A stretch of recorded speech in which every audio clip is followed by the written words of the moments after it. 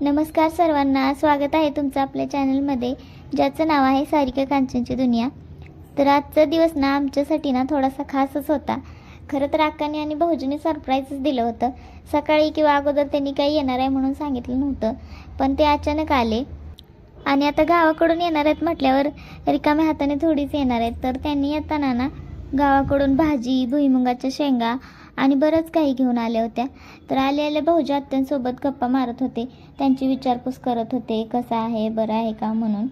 आपली माणसं ना आजारी असली की आपण कितीही कामात व्यस्त असलो, कितीही दूर असलो तरी त्यांना भेटायला ना मन आपोआप ओढ घेतं। त्यामुळे आज अगदी तसंच झालं।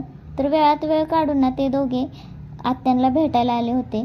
ते आले आणि घरात एक वेगळाच उत्साह आला। सगळ्यांनी आत्यांची विचारपूस केली, म्हणजे अक्कानी आणि भाऊजींनी, आणि त्यांच्या तब्येतीची चौकशी केली। घरातल्या माणसांची अशी काळजी घेताना पाहिलं की नाही, मनाला खरंच खूप समाधान होतं। तसं तर आमची फॅमिली ना खूप मोठी आहे, म्हणजे आम्ही ना 5 जणी जाऊबाई आहोत, म्हणजे 3 जाऊ आणि आम्ही दोघी म्हणून अशा 5 जणी आहोत घरामध्ये। तर मागच्या वेळेस जे आले होते ना, तर ते माझे 2 नंबरचे जाऊबाई आणि दीर होते, आणि आज जे आले आहेत ते म्हणजे मोठे भाऊजी आणि मोठ्या जाऊबाई आणि मोठे भाऊजी। तसं तर भाऊजी ना आहोंपेक्षा खूप मोठे आहेत, त्यामुळे ना ते आम्हाला ना दीर कमी पण असे वडिलांप्रमाणे आहेत, आणि ते आम्हाला माया पण तशीच लावतात, म्हणजे त्यांच्या मुलगी असल्यासारखं। तर पूजा आहे ना ती त्यांची मुलगी आहे, ती पण म्हणजे आमच्याच एजची आहे। त्यामुळे ना अक्काला आणि भाऊजींना आलेलं बघून ना खरंच खूप छान वाटलं। म्हणजे कसं आपले आई वडील येतात तेव्हा कसं वाटलं ना, तसंच आम्हाला वाटलं असं होतं। तर कांचननी ना चहा बनवला होता सगळ्यांसाठीच, आणि अक्का इकडं भाजी चिरायला लागल्या होत्या। आई जशी ना घरातल्या प्रत्येकाची काळजी घेते ना, प्रत्येक काम मनापासून करते, तसंच त्या देखील सगळ्यांसाठी करत असतात। नातं कोणतंही असो, पण मनापासून जपलं की ते नातं आई मुलीपेक्षाही सुंदर वाटू लागतं, आणि आमचं नातंही असंच आहे। तर अक्का आल्या ना खरंच खूप छान वाटलं। नंतर मग आमचं नणंद पण इथंच राहिलं आहे, म्हणजे भाचे पण इथंच आहेत। आता बऱ्याच व्हिडिओत ना तुम्हाला दिसत असतं काजल, राहुल हे सगळे। तर ना अक्काने आणलेला जो काही होता ना भाजी, शेंगा वगैरे, तर अक्काने त्यांना पण दिल्या होत्या, आणि घरात एवढ्या सगळ्या शेंगाची टरफलं पडली होती, तर सगळ्यांनी आम्ही मिळून शेंगा खाल्ल्या होत्या, त्यामुळे एवढा सगळा पसारा झाला होता। नंतर मग कांचनने ते सगळं लोटून काढलं, मग ते आवरलं सगळं। आणि आज प्रत्येक कामामध्ये ना अक्कांची हेल्प होत होती, तर त्या सगळी कामं ना आम्हाला करू लागत होत्या। म्हणजे काहीही असो, त्या आमच्यापाशी येऊन बसायच्या, चला मी पण करू लागते असं म्हणायच्या। मग ते दळण नीट करायचं असो, भाजी मगाशी त्यांनी चिरून दिली, दळण नीट करू लागल्या, तर असं बरीच म्हणजे त्यांना चांगलं वाटत होतं। त्यामुळे त्या प्रत्येक कामात ना आम्हाला हेल्प करत होत्या, आणि सोबतच ना आमच्या गप्पाही चालू होत्या। आणि मग त्यांनी ना येताना ना अंडी पण घेऊन आल्या होत्या गावाकडून। तर त्यांची इच्छा होती की अंडी बनवून स्वतः द्यायचं असं, म्हणून त्यांनी मग अंडी शिजायला टाकली, आणि त्यामुळे मग अंड्यांचीच भाजी बनवली। आल्यापासून त्या म्हणत होत्या की भाजी बनवून देऊया, अंडी करूया असं। तर शेंगा पण त्याने स्वतःच भाजून वगैरे दिला आणि मग मीच म्हटलं त्यांना राहू द्या, आता मीच बनवते भाजी। तर त्यामुळे मग मी इथं भाजी बनायला घेतली। तर हे वाटण आहे, यामध्ये ना कांदा, लसूण, खोबरं, कोथिंबीर, जिरे असं सगळं बारीक केलं होतं मी, एकच वाटण केलं होतं। आणि ते वाटण ना सुरुवातीला छान असं तेलामध्ये भाजून घ्यायचं। आणि आता इथं तेल कमी दिसत आहे ना, तरी पण तेल भरपूर आहे।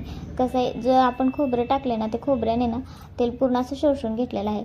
तर पहिल्यांदा ना छान असं आपल्याला व्यवस्थित सगळं वाटण भाजून घ्यायचं, त्यामध्ये आपल्याला चटणी पण टाकायची, आणि ती पण सगळं अशी भाजून घ्यायची। आणि नंतर मग ही जी अंडी आहेत ना, ते आपण टाकून मग अंडी थोडीशी परतली की त्यामध्ये आपल्याला पाणी टाकून घ्यायचं आहे। तर इथं मी पाणी टाकून घेतलेलं आहे। आता ही भाजी जर थोडीशी पातळ वाटत असली ना, तर भाजी शिजली ना ती व्यवस्थित मिळून येते भाजी, असं होतंय। आता भाजी वगैरे शिजायला टाकले, स्वयंपाक चालू आहे आमचा, आणि अक्काला म्हटलं बसा जरा तुम्ही निवांत, त्यामुळे त्यांना इथं शेंगा भाजत दिल्या होत्या, त्या खात बसल्या होत्या। तर मग आम्ही दोघींनी पण मिळून स्वयंपाक केला, सोबत अक्कांची थोडीफार हेल्प होतच होती। आणि नंतर मग तसंही आम्ही याच घरात जेवतो नेहमीच, कधी कधी मग तिकडे जेवत असतो। तर माझं असं चालू असतं एक वर आमच्या दोघींचं पण आणायचं काही बनवलं ते, आणि टी व्ही पण चालू असतं। तर रोजचंच हे असतं। आणि आज घरात माणसं म्हणजे अक्का आणि भाऊजी आलेत ना, त्यामुळे थोडासा उत्साह होता आणि छान वाटत होतं। तसं तर बाहेर आणताना ना कांचन मला ना म्हणत असते राहू द्या ताई माझं मी आणते असं असतं, पण मलाच राहवत नाही तसं पण बसून काय करायचं. त्यामुळं मग मी पण तिला हळूहळू एक एक वस्तू आणून लागत असते. जे काही अवघड आहे म्हणजे जे उचलू मी शकत नाही तर ती मला आणून देत असते. मग छोट्या मोठ्या काही गोष्टी असतात ना तर त्या मी तिला बाहेर आणायला हेल्प करत असते, असं असतं. आणि आज होतं चपाती, अंड्याची मस्तपैकी भाजी, आकाने आणलेली शेपूची भाजी आणि भात. तर असा आजचा सगळा मेन्यू होता. साधाच होता मेन्यू, एवढा पण काही स्पेशल नव्हता. पण खरं ना माणसं आपली असली ना घरात तर खूप छान वाटतं. आणि आपल्या माणसाने आणलेली ना छोटीशी गोष्टसुद्धा आपल्याला ना खूप मोठी वाटत असते. तसंच त्या अंडी, भाजी, शेंगा वगैरे सगळंच घेऊन आल्या होत्या. घरचं जेवण आणि घरची माणसं या आणि सगळ्यांसोबत ना बसून केलेल्या गप्पा यापेक्षा मोठा आनंद ना मला तर वाटत नाही काय असेल.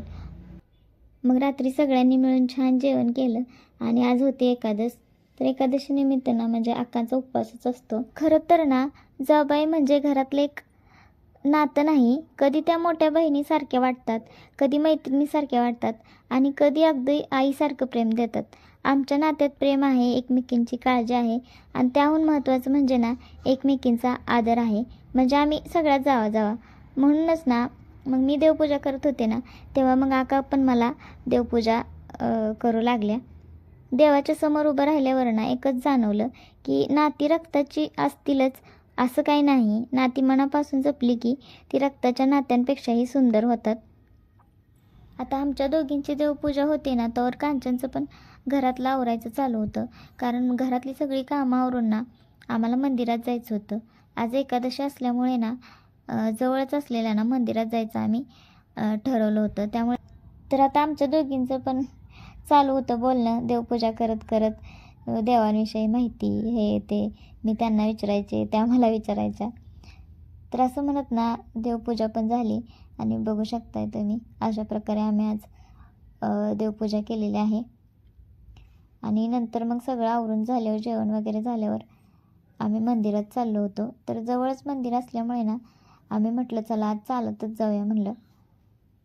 आणि जाता जाता थोड्या गप्पाही होतील त्याच्यामुळे. तर बघू शकताय तुम्ही खूप छान मंदिर आहे हे. तसं तर अजून ह्याचं बरंच बांधकाम म्हणजे चालू आहे बांधायचं, समोरचा कट्टा वगैरे बघू शकताय तुम्ही. एकदम छान हिरवं वातावरण आहे.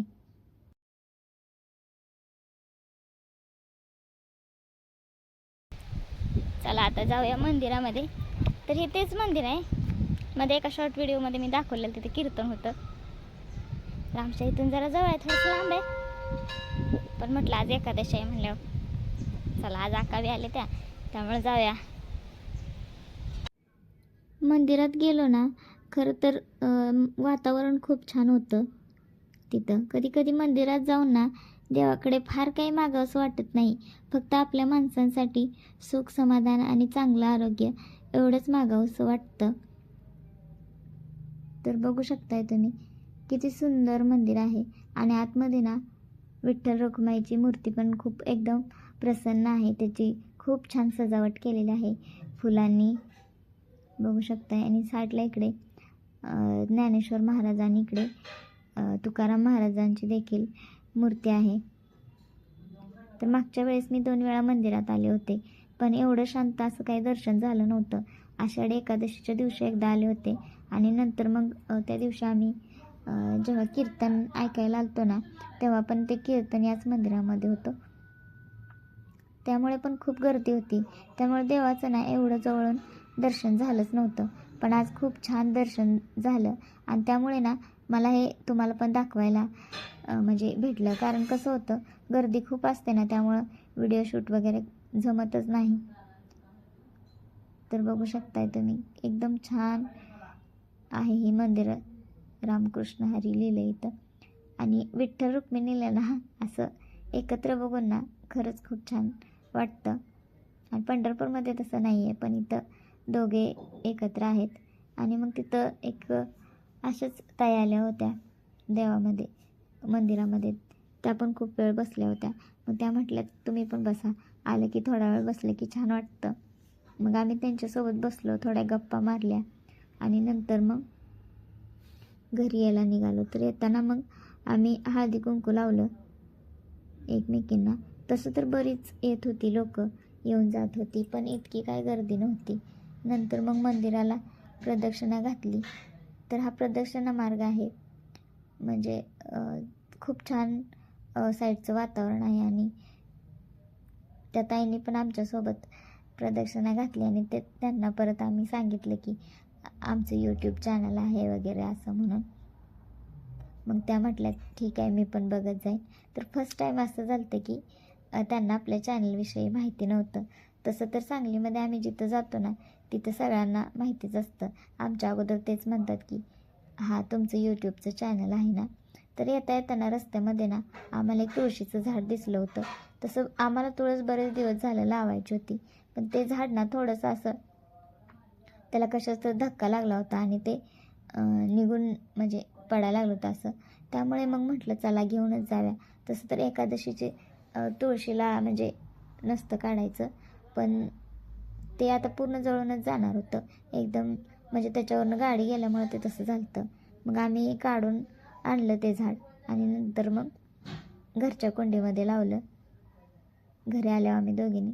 तसं तर कुंडी काही नव्हतीच, त्यामुळं मग मी बरणीमध्येच लावले आणि कुंडी आणायची म्हणजे वाट बघूस तर ते झाड सुकण्याची शक्यता होती. त्यामुळं कांचननं म्हटलं ठीक आहे ह्यातच लावूया आपण, परत कलर वगैरे आणून मग ह्या कुंडीलाच छान असं डेकोरेट करूया. त्यामुळे मी आणि कांचनने ना तुळस लावली. तसं तर बऱ्याच दिवसापासून आम्हाला तुळस लावायची होती, पण तुळस काय लावणं झालं नाही. आमची जी अगोदरची तुळस होती ना, तर ती अशी जळून गेली होती मनानेच. आता मग घरी आल्यावरती ना थोडं आका आणि भाऊजींसोबत गप्पा मारल्या आणि तसं तर आम्हाला खूप वेळ झाला होता. नंतर मग आम्ही पार्लरमध्ये पण गेलो होतो. तर आमची एक मैत्रीण होती, त्यामुळे मग त्यांना भेटायसाठी पण गेलो होतो. आता गेलोच म्हटल्यावर. आणि नंतर मग ते दोघे निघताना ना घर पुन्हा थोडं शांत झालं, पण त्यांनी दिलेला वेळ आणि आणलेल्या वस्तू आणि केलेली आपुलकीची विचारपूस मात्र मनात राहून गेली. खरंच मंडळी, नाती ही फक्त रक्ताची नसतात, तर काही मनाने जोडलेले असतात. आजचा दिवस असाच आपल्या माणसांच्या प्रेमात, काळजीत आणि आपुलकीत छान गेला. तर मंडळी, आजचा ब्लॉग तुम्हाला आवडला असेल तर नक्की लाईक करा, कमेंट करा आणि आमच्या चॅनलला सबस्क्राईब करा. पुन्हा भेटूया एका नवीन ब्लॉगमध्ये. तोपर्यंत